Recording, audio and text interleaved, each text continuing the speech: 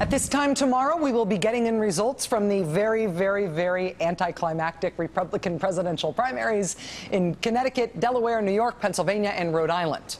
There is precisely no one on the edge of a seat anywhere in America breathlessly awaiting the results of those primaries, because the Republican nomination appears to be all but sewn up. Even with Mitt Romney having all but sewn it up, though, there do continue to be little off-script moments on the Republican side, things that run counter to the prevailing sense we have that the Republican primary is stick a fork in it done.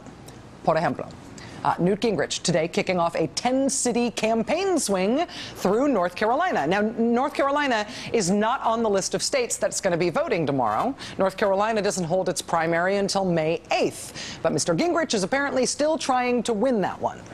Also, yesterday in Philadelphia, where there is going to be voting tomorrow, the candidate Ron Paul drew a huge crowd despite driving rain. The campaign says over 4,000 people turned out to hear Ron Paul speak in Philly in the middle of a drenching downpour. So if the main idea here, the main script everybody's reading from here is that Mitt Romney has got it done, it is over, frankly, there are still things going on the Republican side that make it seem like it's not done, at least not totally done. Perhaps the most off-script thing that has just happened on the Republican side is that I think Ron Paul just won Iowa. Seriously, this weekend. You'll recall that the Iowa caucuses on the Republican side this year were a bit of a disaster. Remember what the counting was like that night in January? The numbers we're receiving from the state do not match the numbers we just received from the county chairwoman right here in Clinton County. If these are the final numbers... The numbers don't match. Well, I'll explain it.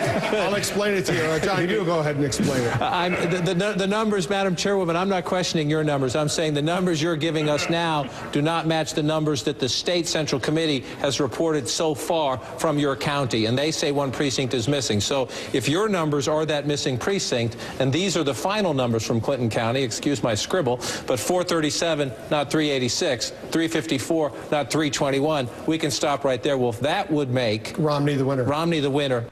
And then about 20 minutes after that strange middle-of-the-night moment on CNN, this guy, the state Republican Party chairman in Iowa, officially declared that Mitt Romney had won Iowa. They officially declared Mitt Romney the winner by 8 votes out of more than 120,000 cast. Congratulations to Governor Mitt Romney, winner of the 2012 Iowa caucuses. Congratulations to Senator Santorum for a very close second-place finish in an excellent race here. Don't believe him for a second. About 2 weeks after that, the party released final certified results that said that Mitt Romney was not the winner. The Iowa State Republican Party had changed its mind. They said first there was no way to know who won, then that the results should be viewed as a tie, and then they said that actually Rick Santorum had won. It is indisputable that the certified caucus results have Rick Santorum winning by 34 votes. So declaring this, then, a victory for Rick Santorum? Yeah, the certified vote results. Now, you sure knew?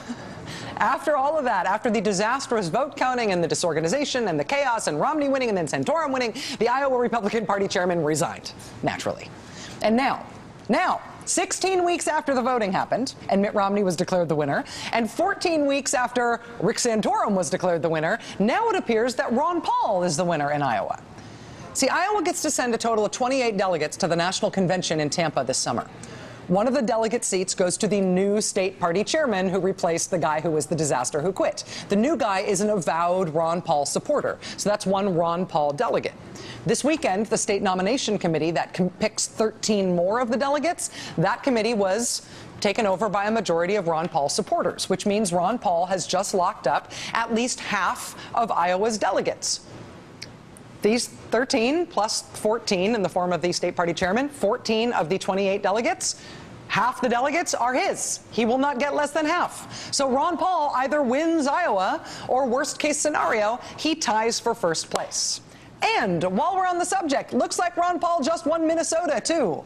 Minnesota has 40 delegates total. This weekend, Ron Paul won 20 of them. Now, not all the rest of Minnesota's 40 delegates have been allocated yet, but with half of them locked up, Ron Paul cannot come in worse than first. Worst case scenario, Ron Paul ties for first place in Minnesota. Anything better than that, he wins outright. And it should be noted, he warned us this was going to happen. Thank you very much. When the dust settles, I think there's a very good chance that we're going to have the maximum number of delegates coming out of Minnesota. Ron Paul was right. Nobody is getting more delegates than he did in Minnesota or in Iowa or in wherever else this Ron Paul delegate strategy of his pays off. The main plot of the Republican nominating process remains mostly on script. Mitt Romney appears to be buttoning up the nomination, but it is not tidy. Want one more example? This weekend in Texas, Texas Republicans met in their Senate District Party conventions, whatever those are, and this was no coronation for Mr. Romney, even though everybody thinks he's got it done. I mean, forget the Beltway media narrative here. Forget the main script. The Ron Paul supporters in Texas were marching this weekend under the banner of Warren G. Harding.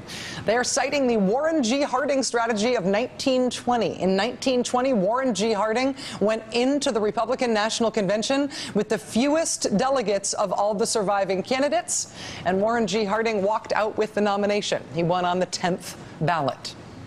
And if it worked 92 years ago for the man who would become our 29th president, couldn't it work now?